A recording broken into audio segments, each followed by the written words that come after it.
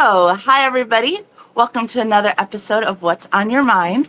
I'm your host, Nimade Bewu, and I'm here to talk about different things that are on people's mind, how it relates to mental health specifically. And I'm so excited. Today, my guest is Dr. Scotty Hori. Hello, Dr. Hori. Hello, Animade. Good to see you. Thanks so much for having me. Absolutely. I'm going to call you Dr. Scotty through this if that's all right with Sure, you. sure. And Dr. Scotty is joining us. We actually met through the Music School of Delaware. He is one of the faculty members.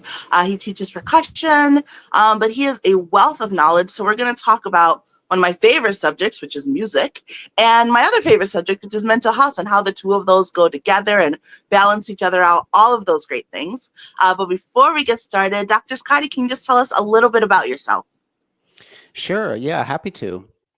And let me start by saying I've only been in Delaware for about 2 years. So, Nimade, all of your audience, I'm still getting to know, and there's so many people in the Delaware, Philly, even New York, DC area that I still have to get to know. So I consider myself a beginner in the social circle here. Uh, and I'm trying to learn as much as I am teaching.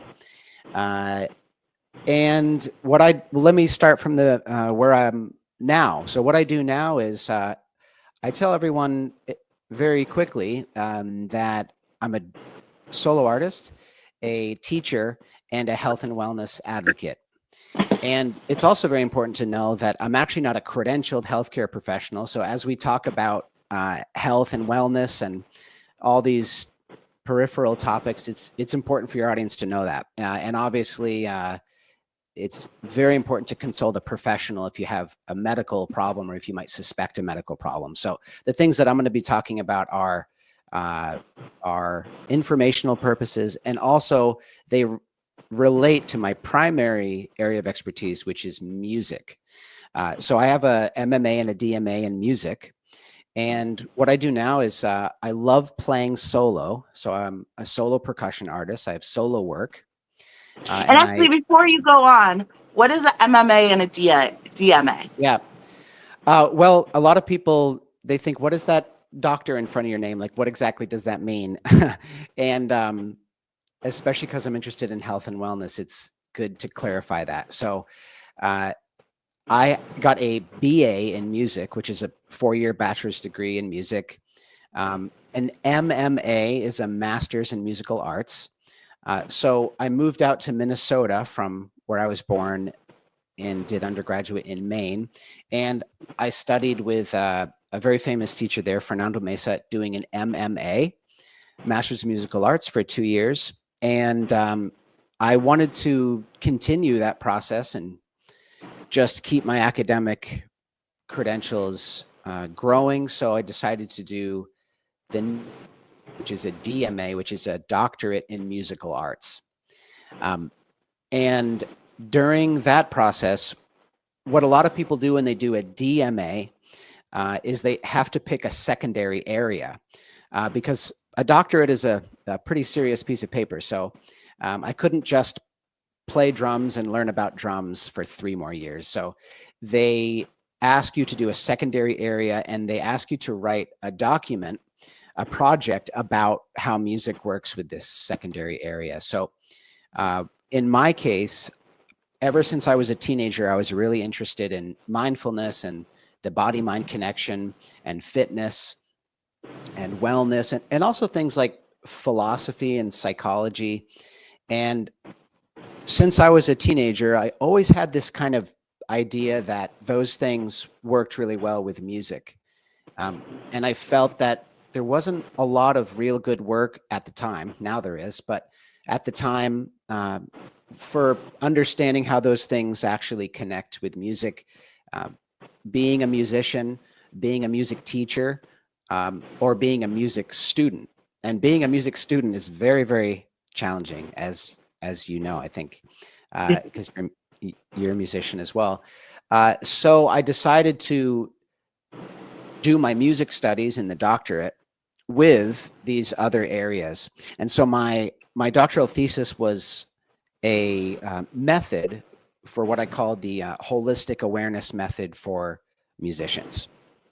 Oh, nice. So that's what your dissertation was? Yeah, and to be technical, a DMA is a little bit different dissertation. It's usually Okay. a published article that actually gets peer reviewed and published. And a Hmm. DMA thesis is kind of like the doctoral equivalent to um, a final paper. Okay. So yeah, that was my focus. And then since then, continued my work performing solo because I love performing solo. Uh, Teaching percussion and drums lessons, but always staying in touch with these other areas, the health and wellness, the mindfulness, as well as some of the psychology and philosophy. And when it's appropriate, I also have a spiritual practice. So that also works its way into the discussion, and we can sort of tease that out later. And so I guess I've always considered myself kind of a polymath. Like I combine all these different things, and to me, they all work together. So that's what most of my career has been in the past 15 years. I've given this. I've given my lecture, which is essentially holistic awareness for percussionists and musicians, probably about 110, 120 times, Wow. at universities, festivals, in not only the U.S. but in Central America, South America, and Europe. And so it's seen a lot of mileage, and it's also seen a lot of questions and interesting discussions that come out of that topic. So part of it is just seeing how it ricochets back in the other direction to me, because Yeah. some really interesting things come up from the student side Mhm. that I don't expect. So Yeah. that's kind of where I'm at now. So I'm really happy to be doing some of this at the Music School of Delaware, which we'll, I'm sure, talk about more. And I continue to do my clinics and workshops for whomever can invite me. That's so interesting. Um, I love that. And yeah, no, it's because you're a percussionist, and I feel like it's not an instrument I would normally think of as like a solo instrument, right? Like, 'cause, Right. like you think of every other thing as like, oh, violins, flutes, like percussion. You're like, okay, there's a beat, but like, is that something like, can you go to like just a percussion concert? But I guess you can, right? Because you guys can have, I mean, the percussions are cool. I love the percussion. I love when the beat drops, but it just isn't normally something that you ever think of as like a solo instrument. Right. And I've heard a lot of people say the same thing. They say solo percussionist. Like, how does that work? Uh, what is the concert going to be like? Or what kind of music do you play? And all those are really good questions. And I guess the short answer is come out to one of my shows and just kind of see what you think. That's Mm. probably the best thing to say first, I think. But with that said, I was always, I think, really different than a lot of drummers and percussion players in that I was so fascinated with the experience of doing it alone. And people say, well, that's kind of weird. Wouldn't you rather jam with a band or play in the orchestra? I say, yeah, I do that too. I love doing that. And music is a social thing, and that's really cool. But I became especially fascinated with uh, this space, creative space, that I could get to by myself, and also the physical component of it, the physical expression, the exploration, the sort of imaginative space that I got to when I was by myself. And in terms of instruments, I love playing the drum set, which of course, jazz, rock, Latin, pop, and the marimba. And for those of you who don't know what the marimba is, I'm just going to scooch my camera over here for one moment. That is a marimba. Now, how And is that different than like a xylophone? another good question that I get a lot. So a marimba is larger, and you play it with 4 mallets, boop, boop, boop, boop, boop, boop, boop, boop, boop, boop, boop, boop, just like that, instead of just 2, like 2 drumsticks.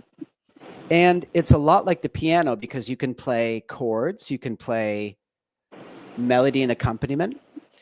You can do very large, low sounds. You can do pitter patter, higher sounds. It's a really expressive instrument, kind of like the piano. You can play so many different kinds of music on the piano. You could play a pop tune, you could play a classical piece, and it also has a very beautiful, deep, warm sound that the xylophone doesn't. Mm. And it's become, well, first of all, let me tell you, it's very important to know that the instrument originally comes from Africa and South America. And a lot of people don't know that because marimba is a very popular instrument internationally. And there's almost every style of music now being written for the marimba because people all over the world just love it. But it really does originally come from the belafon from Africa and the gili from South America. So it very much has a it has a earthy kind of organic primal sound to it, and you know we have a lot of automation and a lot of digital effects in music now, a lot of thick mixes and things, and there's something really beautiful about just playing that thing and just hitting it with the sticks and just to feel that real fundamental feeling of playing that primitive instrument. So I've stuck close to that instrument, and again, I think playing solo percussion also has let me explore this idea of a balanced individual. And I've always said, I've said this every time I give a clinic my whole career, is that when I play percussion, and I'm just one person, but all my students are different than me, of course, in their own ways. But when I play percussion solo, or when I practice and prepare on my own, or when I learn something new, I really have to access all of my best self. I have to be functioning mentally, physically, emotionally, spiritually as best as I can. And if I'm not, then I'm not going to make the best music I can. So it's kind of this dual experience of, I like playing and making music alone, but it also kind of opens the doors to, okay, can I really be my best self today? Not yesterday or not on my resume, but right now, today. And with percussion, it's very physical. So you have to be an athlete. You have to be in relatively good shape, but also it's mental, it's emotional, there's storytelling, and I would go as far as to say it's spiritual as well. So you really have to be your best self when you do it. And what I tell people is that the marimba and the drums never lie to me. So meaning if I'm feeling off, or maybe I'm thinking about something, or I'm preoccupied by something, when I'm alone with the marimba or the drums, they're going to tell me that. They're going to say, Scotty, you're not doing your best for me here. Yeah. And so maybe for some people that sounds weird and neurotic, but I think doing solo percussion is a real beautiful door into accessing your best version of yourself. Yeah. No, I think you're right. And you brought up a great point, which is the physicality of music. I think people underestimate how much you need, like just for almost all of the instruments, right? Like you're playing for long hours. I used to play in orchestras, and we'd have like all day long rehearsals, and you're holding that instrument up for hours, and you have to be in like fairly decent shape to be able to play and bow and do all of those things. I took a long break. I recently started back up with my viola again, and like, good grief, my arms. I'm like supposed to be up here playing, and I'm like, oh my God, it hurts so bad. And I hadn't gotten one of those. If anyone who plays string instruments, there's we call it like your instrument hickey that you get from just playing for so long. And it's been years since I practiced long enough to get one of those, and I got one. And I was like, it's like a little badge of honor though, where you're like, yes, that means I practiced really hard. But you're also like, good grief, your shoulders hurt the next day. So there's definitely like that level of needing to keep up with the physicality to play your music at its best. And someone actually asked, how hard was it to learn to play that? I think they were talking about the how difficult was it to learning to play that instrument?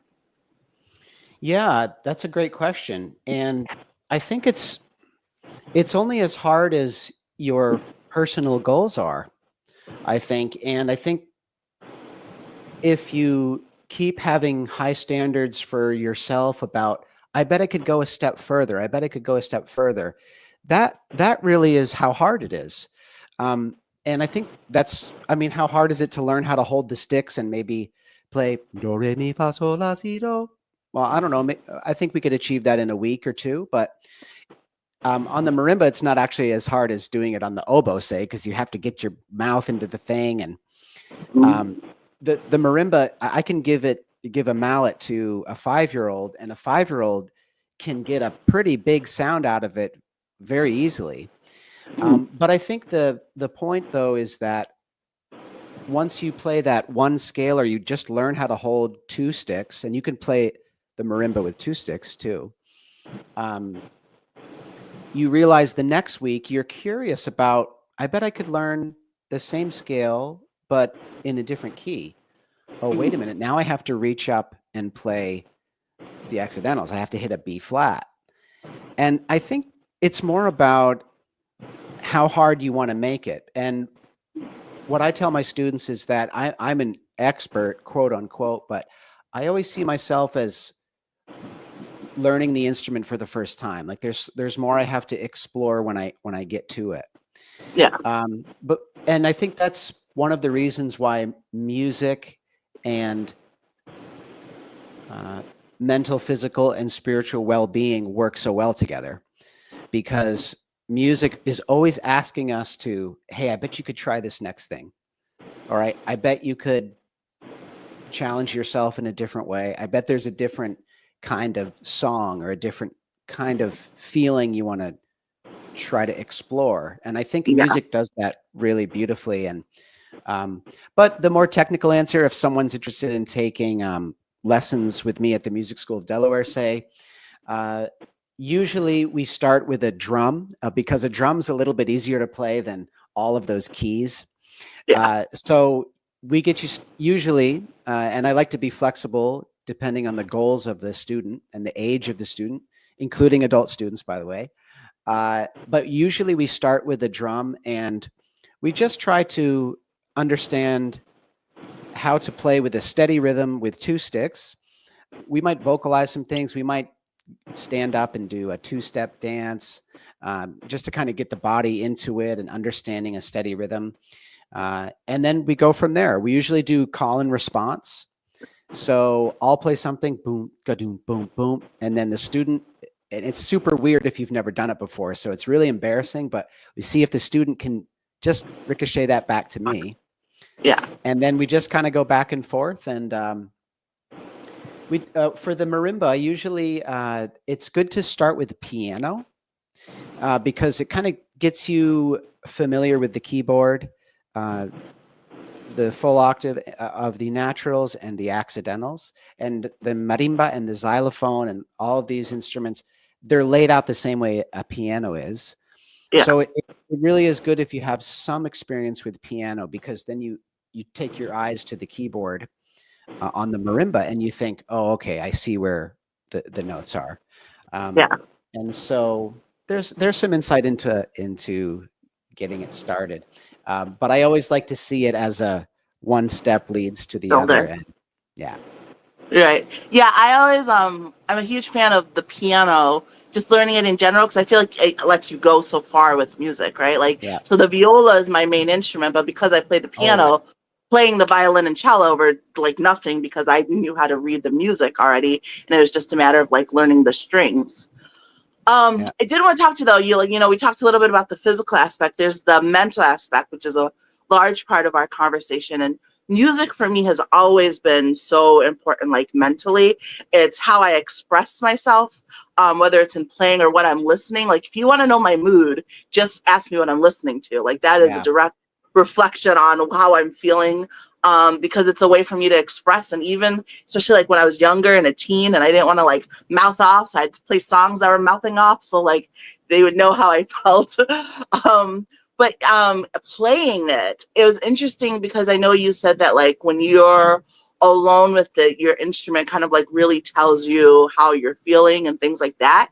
And for me, I find that I love it as an escape from that. Like and Yeah. that's part of why I ended up with that hickey the other day, is because I was going, like, I had so much on my mind. I just needed to be out of my thoughts for a while. And for me, it was like focusing really hard on learning difficult passages and songs and playing certain things over and over. And that's one of the things I love about music, is that it does let you, in a healthy way, escape from your thoughts, especially if you're like I have an overthinking brain. So sometimes I just really need to get out of my head. And I love that music helps me find that peace, but also kind of like get out of my head with it as well. Hmm. Yeah. Thank you for sharing that. I think that makes sense to me. And one thing I'll say about, uh, we might dive into health and wellness a bit, and hopefully I'll try not to be too technical. If my girlfriend's listening to this, she's going to roll her eyeballs if I start using science terms and things. Okay. Um, uh, but the brain and the nervous system and almost everything in our system really needs stimulation, and it's not a really well understood idea, actually. Because if you think about, say, someone with anxiety or panic, you might think, though, that person um, is just overwhelmed, or the person can't take everything in. And the curious thing is, if you look at a really healthy human or a healthy nervous system, it gets stimulated in the right way. And so music is very stimulating, but it's stimulating in a nurturing way. It's stimulating in a way that really takes your attention and your concentration. And afterwards, you feel pretty great. Maybe not always, Yeah. but it's an adventure. And I think that's the key word, is that in order for us to feel healthy and well, we need to have adventures. We need to have excursions. Um, when you have, again, if you're talking about mental health, and of course, I'm not a mental health professional, but say classic depression or anxiety, a lot of that is because there's not adequate stimulation. Yeah. And a lot of this was happening in the pandemic because we had so much social isolation, uh, and we didn't have enough, like synchronicity, movement with other people. We weren't in large spatial areas. Um, Mhm. we weren't engaged in bonding and eye contact, and uh, all of that just got extracted from our lives. And it was a really weird little science experiment, because it, we saw a lot of the psychiatric diagnoses just skyrocket during the pandemic, and that's a complex. There's complex reasons for that, not just this, but Yeah. it's clear that we all need healthy stimulation in order to feel well, physically and mentally. And while we're getting into this topic, mental health is kind of I've always found that to be kind of a strange term. I usually try to delineate brain health and psychological health. Hmm. And I usually extend that into spiritual health as well. And Yeah. and, and again, I'm a little bit pedantic with terminology, so I don't know. Hopefully, this won't be confusing to people, but I think it's really important that we understand what those three terms mean. I mean, mental, mind. I see the human mind as something that just has infinite potential, to use flowery language for a moment. It doesn't really have a limit. It always has a different perspective, and there's always different possibility and angle. So I think I think a human mind will always be that way. So in a sense that I'm not sure if there's a healthy way or an unhealthy way, but there is certainly brain health that's either good or poor. There's psychological health that's either good or poor. And I would say that there's spiritual health that I think is either good or poor. So I think those Can I three, yeah. No, no, I was just gonna say that I think that that is so interesting because something that I talk about frequently, or something that I like to say, is like, just like we have physical health, we have mental health, right? And it's Yeah. very important to take care of your mental health.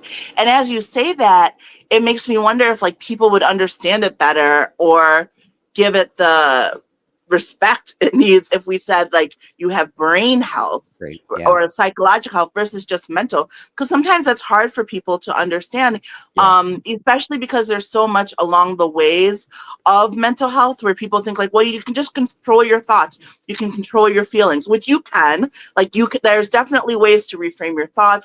There's Yes. ways and things you can control, but it is still an organ, right? Like there's still Yes.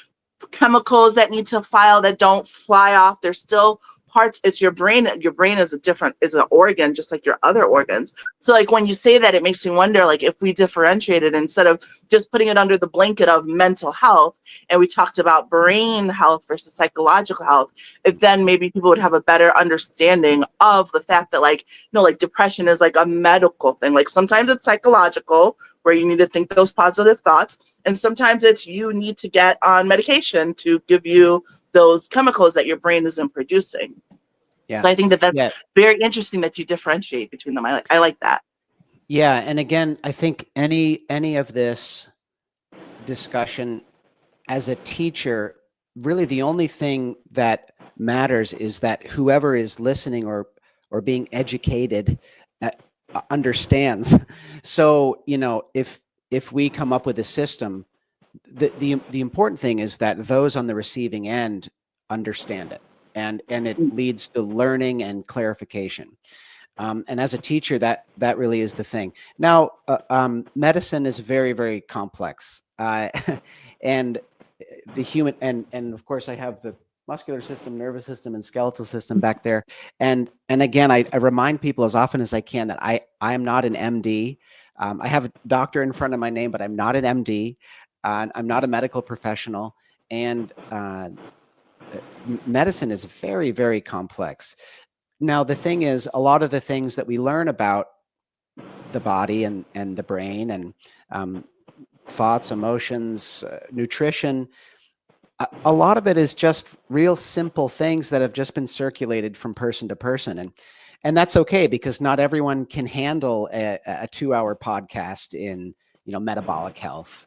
And we also can't expect everyone to have access to the education to be able to, I mean, I have a doctorate, so I can watch just about any topic and kind of grasp it just because I have that level of literacy. But there's many people that we could use some of these terms and they just won't understand. So I think it's what I've tried to do when I talk about mindfulness in music and health and wellness in music is to put things in the simplest ways I can, not because I'm trying to dumb it down, but because if 100 people can understand it instead of 20 people, then I feel like I've made much more of a success. So I just want to use that as kind of a setting the tone. And with that said, yes, there is a big difference between those three somewhat independent things. The brain is a physical organ, and again, no one taught me these things correctly. Back in the day, I was very confused about these things for a long time. But the brain is a physical organ, just like a liver or a kidney or a spleen or an arm or a leg or whatever. It's a physical thing that's inside of your skull, and it's made of cells and tissue, and there's chemicals going in and out of it. It has metabolic demands, so it needs nutrition, it needs water, it needs oxygen. I mean, it's no different than a lot of those other organs. And so there is brain health issues. There's people that have a pampered life. Not a single darn thing went wrong in their entire life, but they have chronic migraine headaches or they have a panic disorder. And how would you explain that? So there's clearly physical things, biological things. And also I welcome anyone in the chat. If any of those terms seem confusing, I want to make sure to clarify. There's things that could go wrong that are simply physical things in the brain and in the nervous system. And that's very important to know, because if we go forward to the second one I mentioned, which is psychological, uh, psychology is a science, but it's a social science. So psychology specifically deals with uh, thought and behavior, thoughts, beliefs, behavior, and perception. So I'll say that again slowly. So thoughts, beliefs, perception, and behavior. And those things are kind of emergent properties of the brain. We can't really track what those things are if we look at the brain.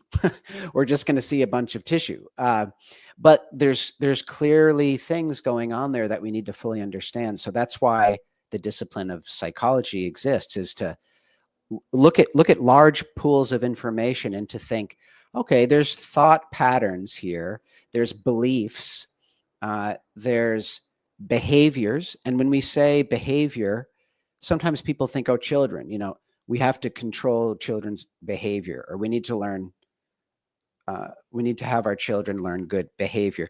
But adults have behavior too.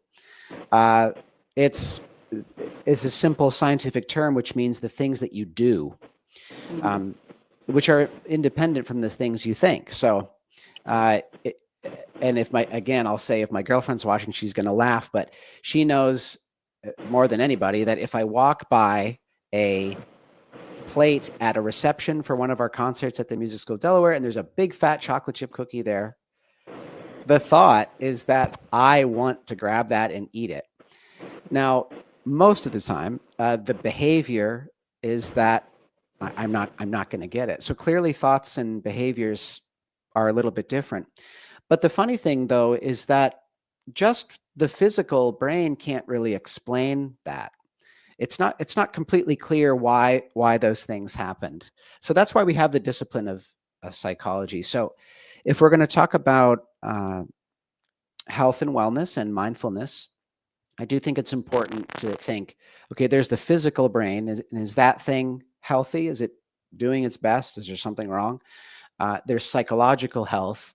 And then we can divulge a separate discussion about spiritual well-being and what that might mean, perhaps a bit later. Yeah. Yeah. Oh, no. So I was going to ask, when you talk about holistic, right? It's a word that people hear and they kind of think like, oh, like namaste and like all of these like earthy things. And then it's like, well, how does that come into play with music? Like what's the intersection of that? And like, how does that sort of work? Like, what does that mean? Like when someone hears like a holistic approach to music or music helping you holistically, what does that mean? Yeah, that's a great question for me, I think. Well, I think these terms get thrown around, and again, I don't think they're very well understood. And at the end of the day, they're just kind of jargon terms. I'll try my best to define them really clearly. So mindfulness really is your ability to monitor your own psychological activity. So you're kind of seeing yourself from a second perspective, meaning you can notice that you're thinking things. You can notice that you're believing things or disbelieving things. You can notice your behavior. And this is what we teach children, right? It's like, oh, did you notice that you didn't eat your vegetables? Like, it's a part of educating a child. And that's generally what mindfulness is. You could even notice your perceptions. You can notice that you're perceiving something. You can also notice that you're not perceiving other things. You can notice that, oh, maybe there's something I didn't see about that.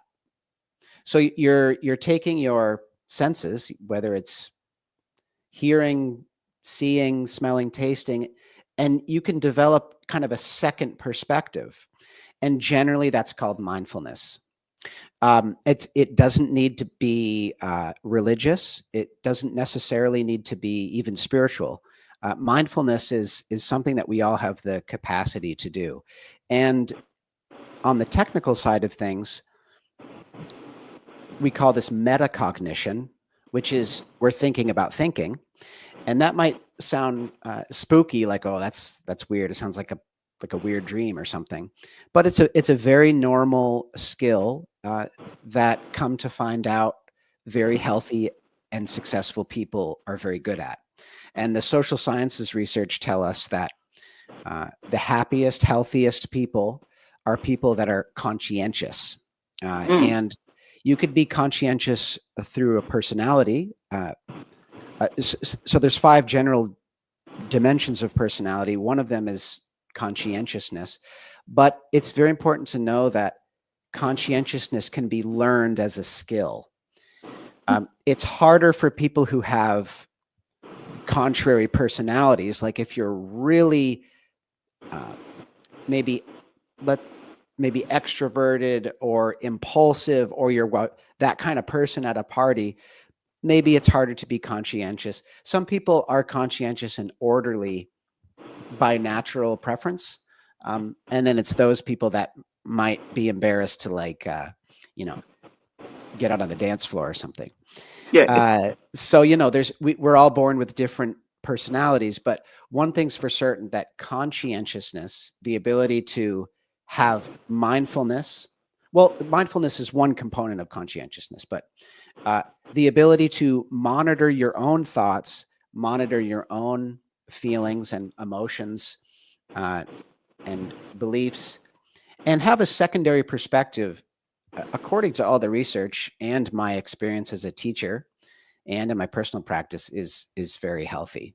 And I can say that very confidently. And I don't claim to know everybody in Delaware yet, or there's a lot I have to learn about this culture, but the science is very, very clear on that, that mindfulness has tremendous benefit for us, for our lives.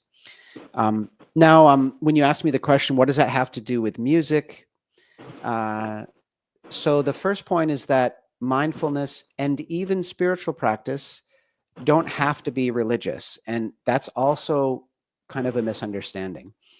And when we start using these words like spirit or spiritual or meditation, which I'm happy to talk about more if you like, mindfulness, namaste, and any of these kinds of popular words that are circulating in the United States popularly now, people think, oh, I'm not a religious person. I don't want to, do any religious. None of these words actually intrinsically have to be religious. Some people will practice a religion and will have spiritual activity or a mindful activity within the practice of that religion, and that's a wonderful, beautiful thing as well. But I want to make it clear to people that they're not synonymous, meaning you could have a spiritual practice or a mindful practice and not be a religious person.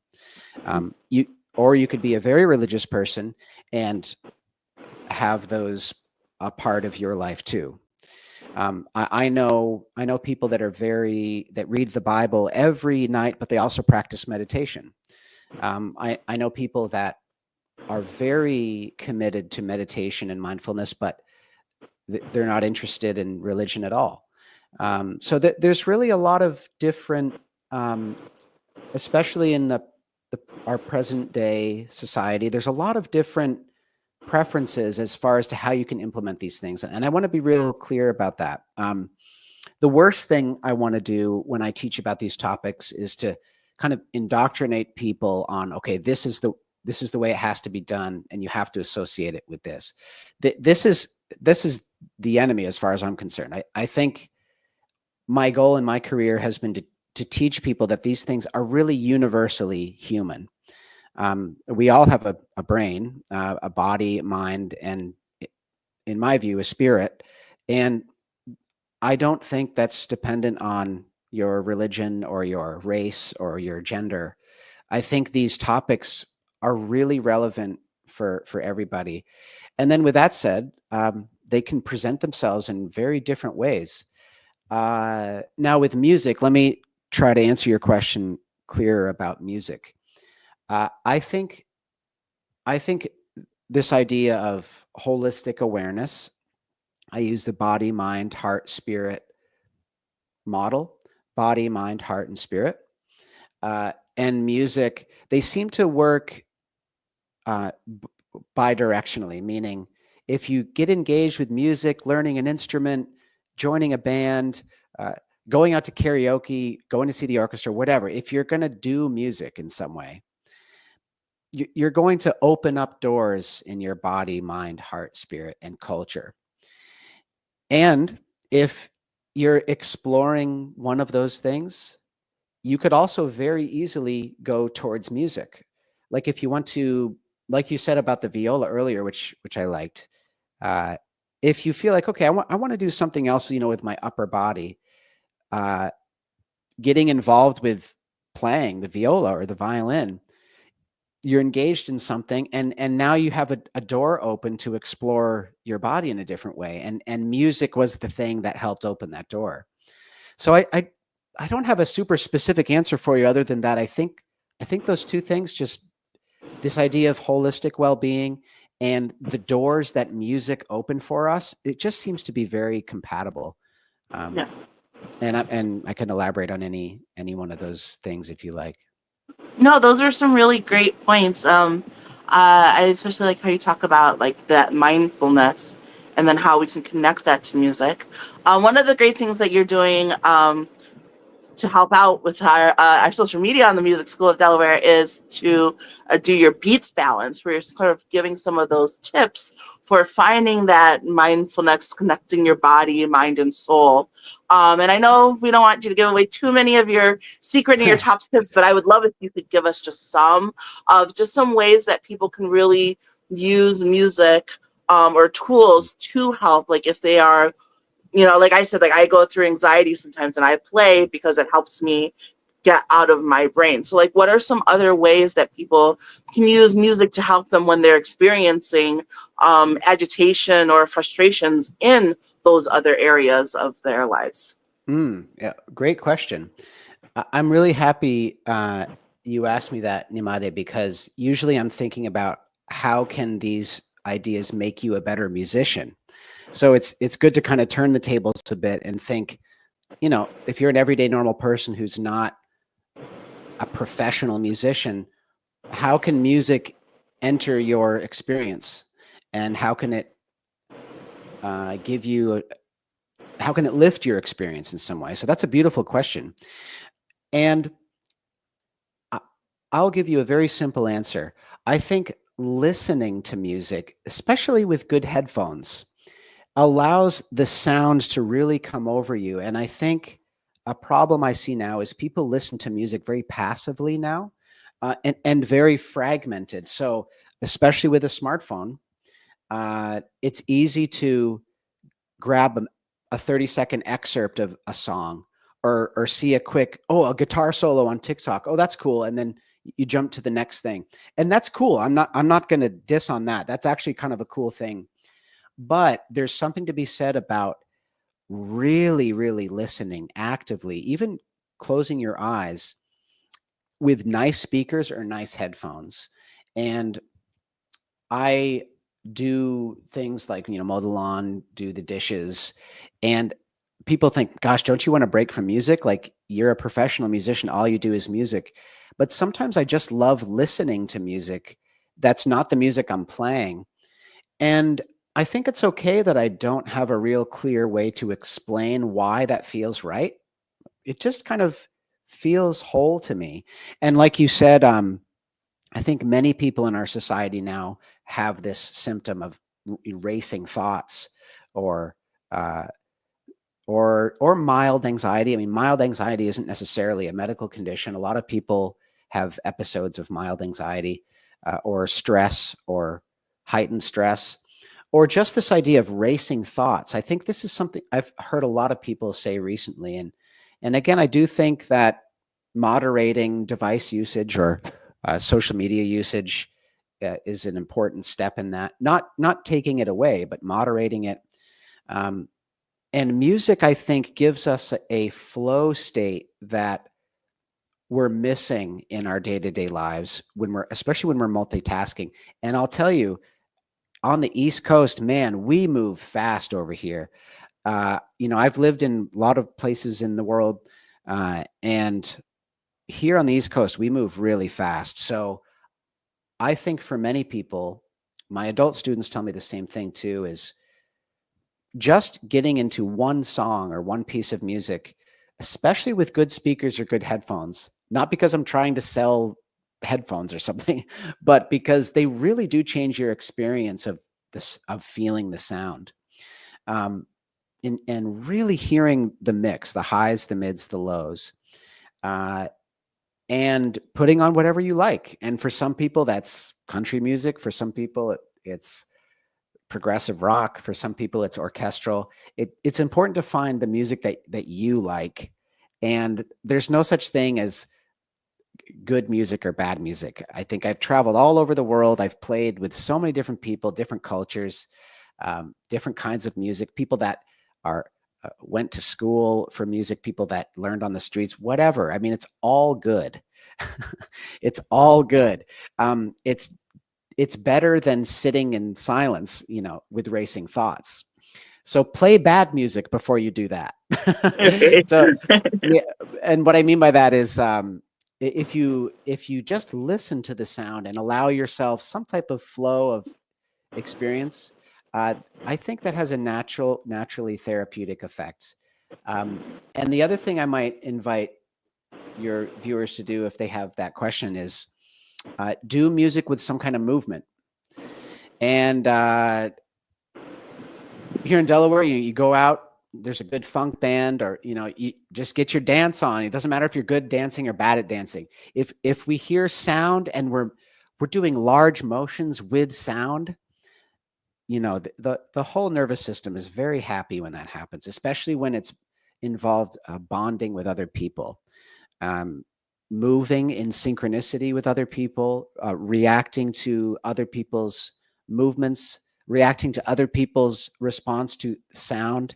These are all things that are very hardwired into our evolution. And when we're multitasking and fragmenting our attention, it's very conducive to getting out of that space and more conducive to stress. Yeah. So I would say listen to your favorite music. It's okay to do nothing while you do that.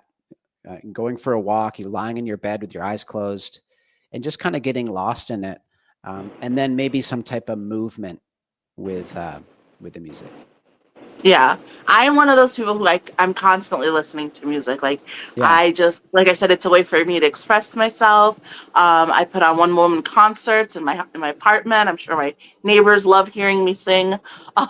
It's also interesting too. You know, you mentioned like the connection between your music and your body, and um, it's it's wild how like certain music will like instantly calm me down. Like if I'm super stressed and I put on like Enya and just breathe, like there's Oh, I something love about Enya. her music that just like calms me down. But then there's sometimes where I'm agitated and I want to listen to music that is agitating because it like helps me like, you know, feel how I feel. And then there's times where it's like certain songs I can almost tell where I am mentally by them because they're so dramatic for me. Like there's this one Mm. song where like if I'm in a good mental space, I just love it because it's dramatic and beautiful. If I'm in like one of my like depressive states, within the first three chords, I'm tearing up, I'm crying. Like I Mhm. can't, like Yeah. it impacts me so much. And it's just, to me, it's one of the things I love about music is it really does impact you physically, mentally, and all of those things. And you're just listening to it, whether you're singing along, playing along, or just quietly listening to it. I love that it makes you feel. Absolutely. And I think we all want to feel, you know. Now, are there some people? There's sort of talk about this. Is there some people that are deep feelers and other people who are not? Like this is kind of this conversation I've heard recently. I don't know, but I'm not sure about that. Um, I do feel though that everybody has sort of secrets or impulses that don't get to express themselves. Now, for some people that might be sadness, it might be anger, it might be joy or movement. There's a lot of little secrets I think that are in there. And when we're, you know, working 40 hours or opening up an envelope for a bill, or there's a lot of things that we have to put in our view to be responsible. And a lot of those impulses and things that those secrets that sort of want to come out, they kind of get pushed to the shelf often. And I think that's okay. We all need to be responsible. I teach my children, not my kids, my students, that they have to learn how to be responsible. But as a performing artist, I also really feel that everybody, every age, children, adult, every culture, um, we as individuals have these secrets and impulses that want to come out. And I think music allows us to somehow be in touch with those things. Um, and of course, I'm gonna.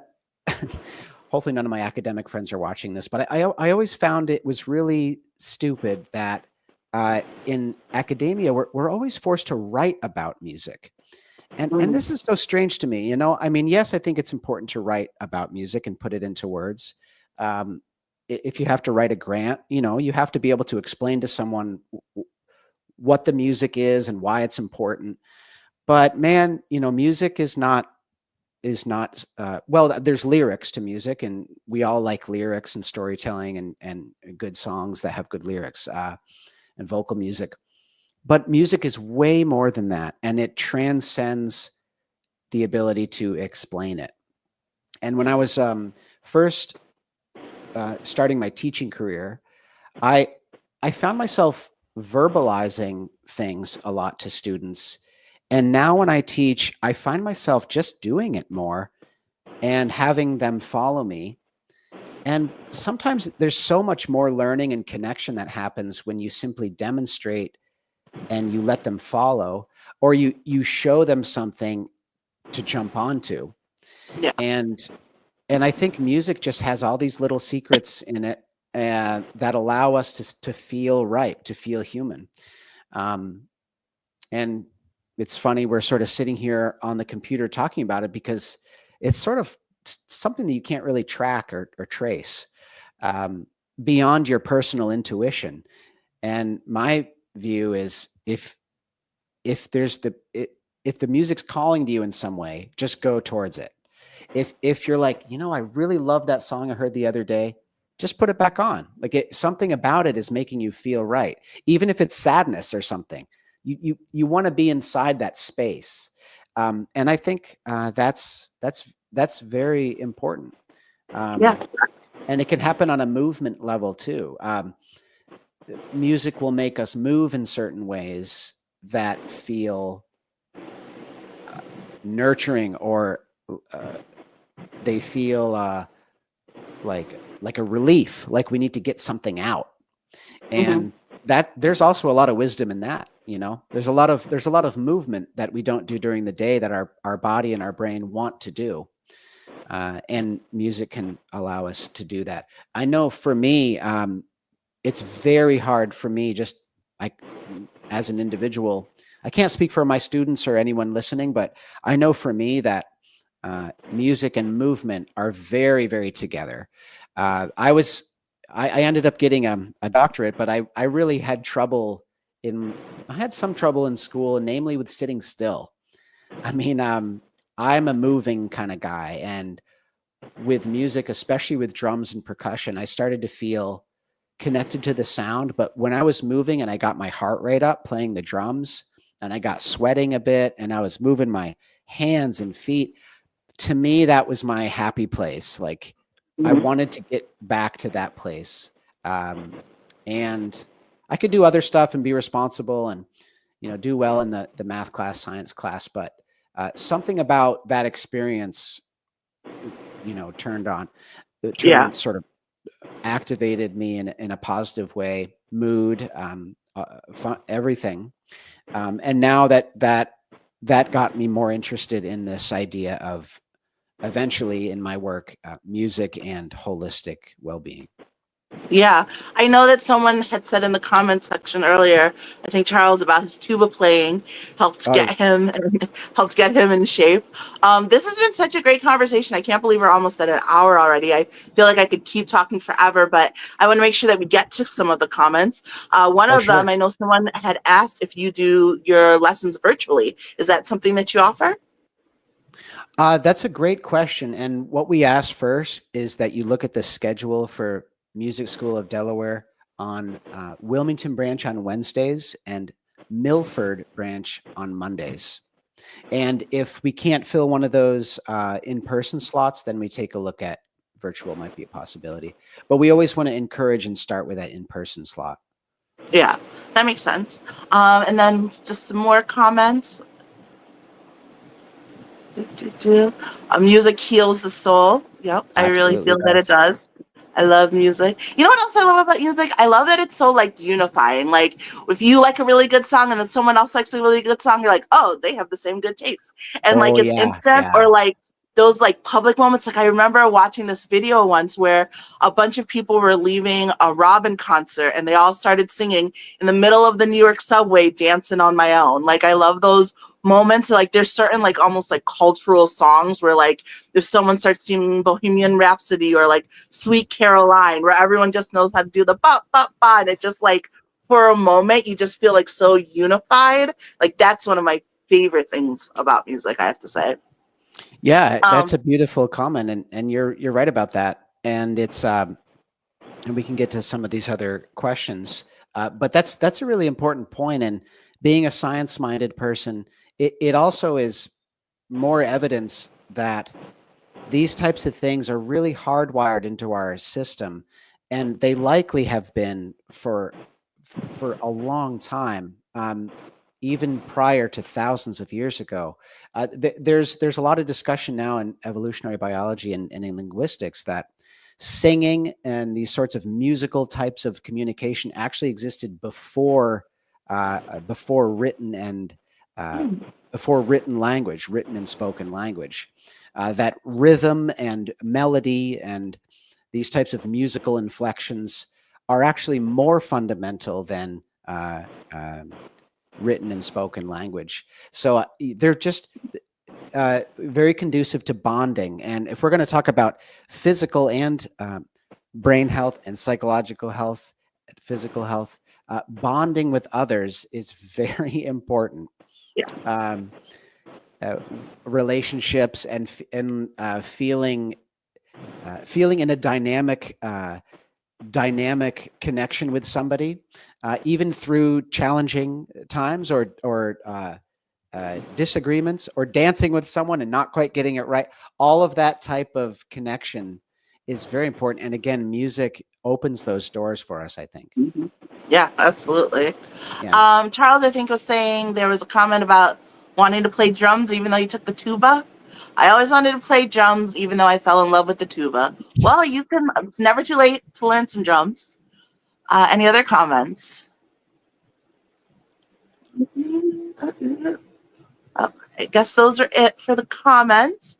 Well, Dr. Scotty, I can't thank you enough for joining me, for talking about this. Like I said, I could talk for another hour. There's just so much, in there, but I appreciate your time. And I know that you have lots of great things coming up that you're doing on your own. I know one's a little bit far off. It's in February, but it's still like kind of a big deal. So do you want to just mention that and tell everybody a little bit about that?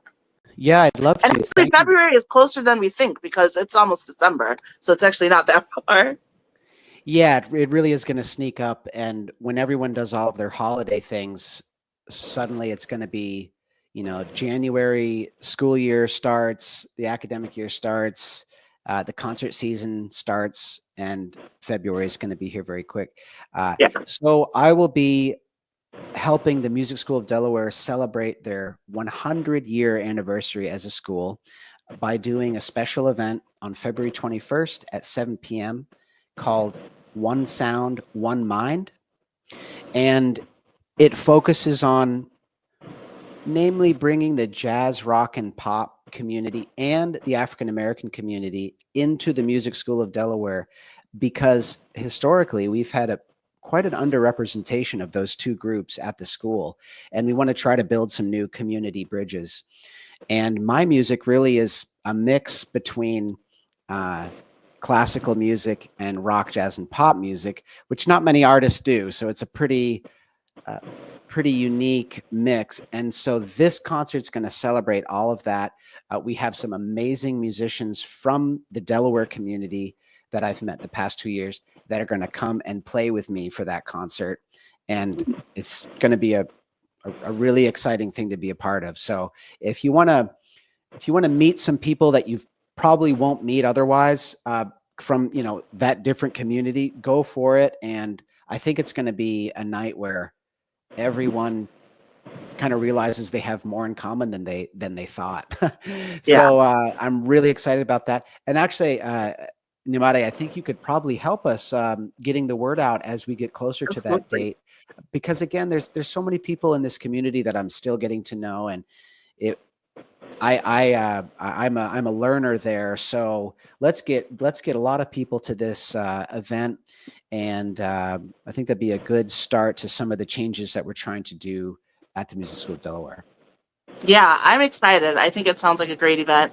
I can't wait. I hope we get a great crowd in there. And like I Yeah. said, thank you so much for joining me this evening. I think anyone watching can see that you are a wealth of knowledge, which is wonderful. And you know, you mentioned you're available to do speaking and presentations and things like that. And you also disclose some of that information. You share a lot of your wealth of knowledge on your YouTube and on your website. So could you just tell people like where they can find you if they want to soak up some more of your information? Yeah, sure. I appreciate that. Well, everything's at scottyhorry.com, first and last name.com. And my YouTube channel has some of my fully produced material. And you can always check out kind of week to week, day to day on Facebook. I use Facebook a lot. My Latino friends are trying to get me to use Instagram and WhatsApp more. So I promise I'll be doing that more. And of course, give the Music School of Delaware a call if you want to set up a sample lesson with me. And come to an in-person thing. And my calendar on my website has my in-person events. So that's really the best way to connect is let's meet in person. Perfect. Well, thank you again so much for joining me. Thank you, everybody at home who's watching this live or who's watching this later. I appreciate it. I hope you all have a great evening. Thank you so much. Absolutely.